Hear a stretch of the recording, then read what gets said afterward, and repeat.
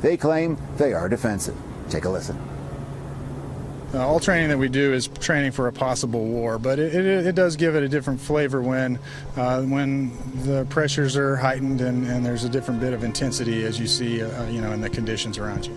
Nuclear threats show that he is begging for war. President Trump, just hours after the nuclear test, kept open the option of a military strike.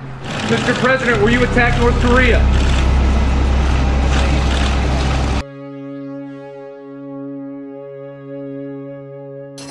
Peace and security in our world, and it is unacceptable that others financially support this criminal rogue regime.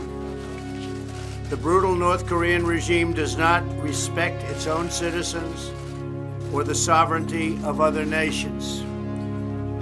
Our new executive order will cut off sources of revenue that fund North Korea's efforts to develop the deadliest weapons known to humankind.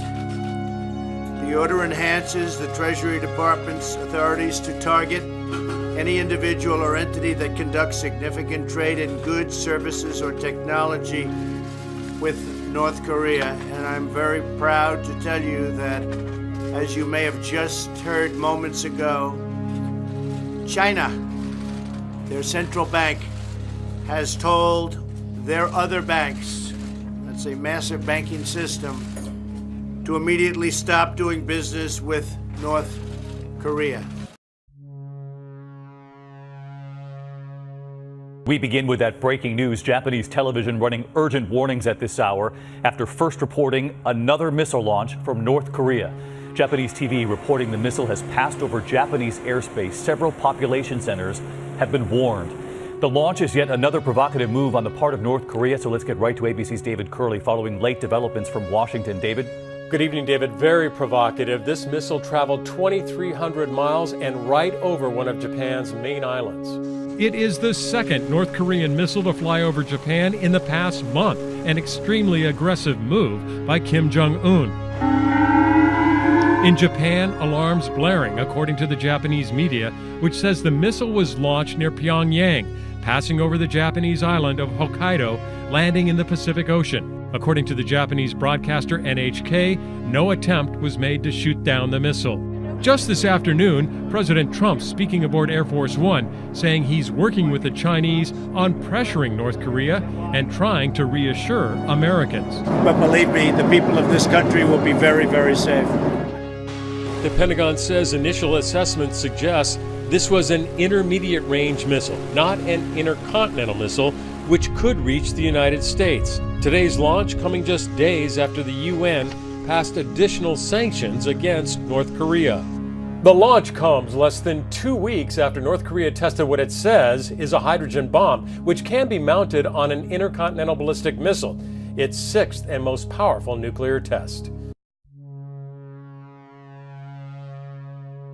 Story this lunchtime. President Trump has issued his strongest warning yet to North Korean leader Kim Jong-un at his first address to the UN General Assembly.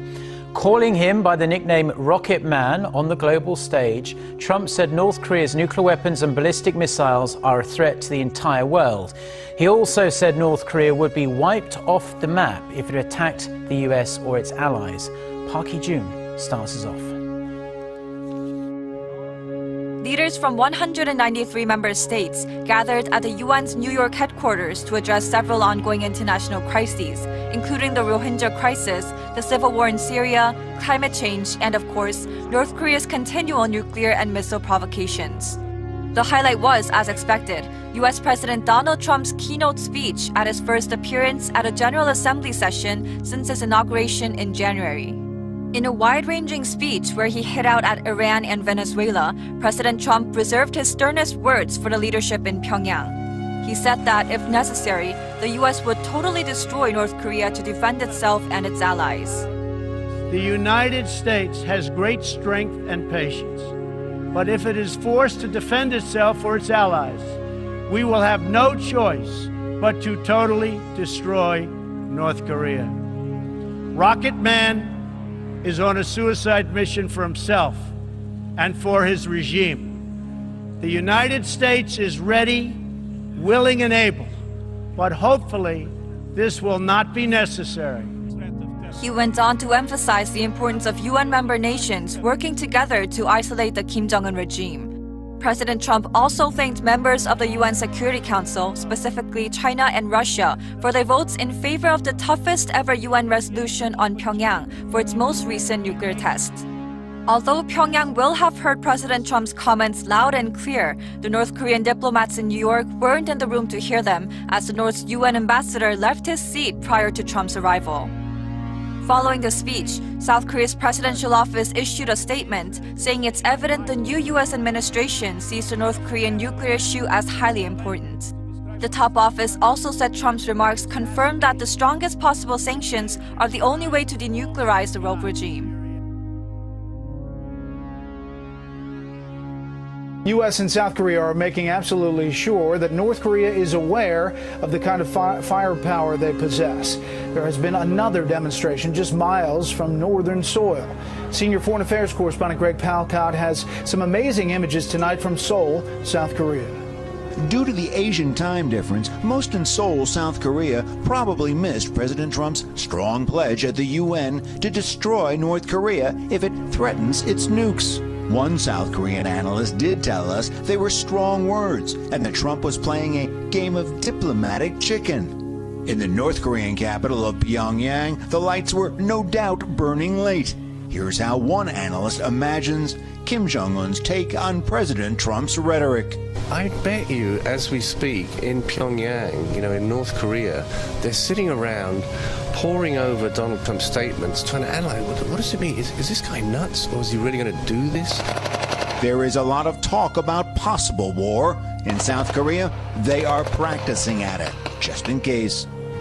U.S. and South Korean forces taking over a mock town, but this is an exercise with a difference. Just 12 miles away, the heavily fortified DMZ. Beyond that, North Korea. These troops are some of the most forward deployed in the region. If North Korea invaded or vice versa, these U.S. and South Korean forces would be at the tip of the spear.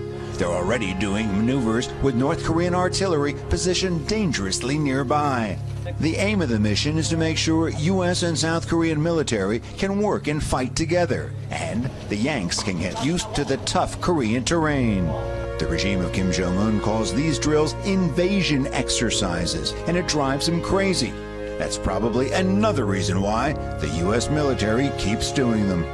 All training that we do is training for a possible war, but it does give it a different flavor when the pressures are heightened and there's a different bit of intensity as you see, in the conditions around you. No one on the ground here thinks the military option will be an easy or a preferable one. They're hoping that even a rough form of diplomacy will come through in the end. Brett. Greg Palcott in Seoul, South Korea. Greg, thanks.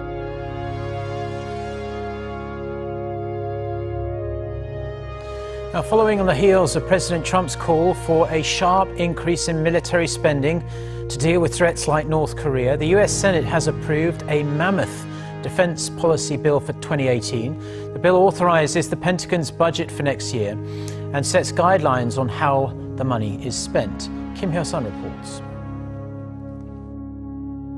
The U.S. Senate has overwhelmingly passed a roughly $700 billion defense policy bill for the next fiscal year, backing President Trump's call for a bigger and stronger military. The amendment to the National Defense Authorization Act, which authorizes a $81 billion on-year increase in defense budget, was passed with 89 votes in favor and just 8 votes against.